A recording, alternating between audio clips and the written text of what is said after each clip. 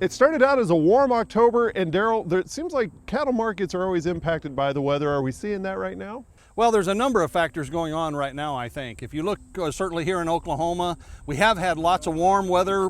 Most places have had quite a bit of rain. There are some dry spots, but in general, forage conditions are still pretty good going into the fall. That gives producers some extra flexibility in terms of managing, the timing of things like weaning and so on. Beyond that, of course, we're still watching this corn market very carefully to see what happens there. There are some threats now of some cold weather coming in up north that may put a halt to the growing season. And so some of this late maturing corn could get hit. That may have some impacts on production of corn and obviously price impacts in the market. Back here in Oklahoma, it still looks pretty okay as far as planting weather. Do you forecast a good wheat pasture season for cattle? Looks like we're off to a really good start for wheat pasture so far this year. USDA's numbers from this last week's crop progress report showed about 45% of Oklahoma wheat planted.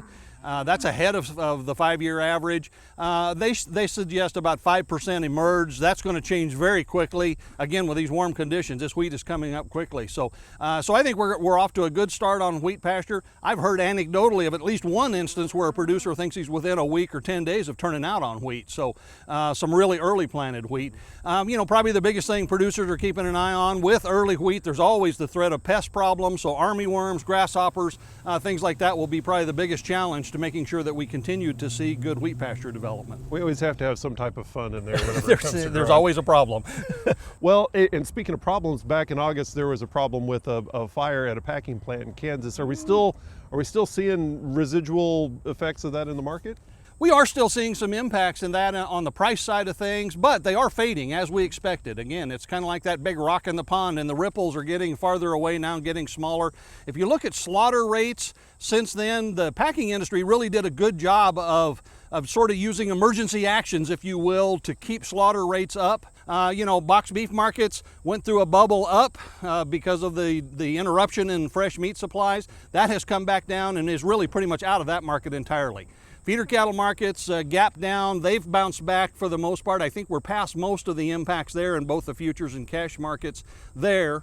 The fed cattle market continues to see some residual impacts. It is making progress, but it's relatively slow because, again, the squeeze on packing capacity continues to limit the demand for fed cattle, making it a challenge to get them all through there in a timely manner. I think producers just kind of need to watch this on a short-term basis, take advantage of the flexibility you have. They may want to pencil out the potential for some retained ownership of these cattle.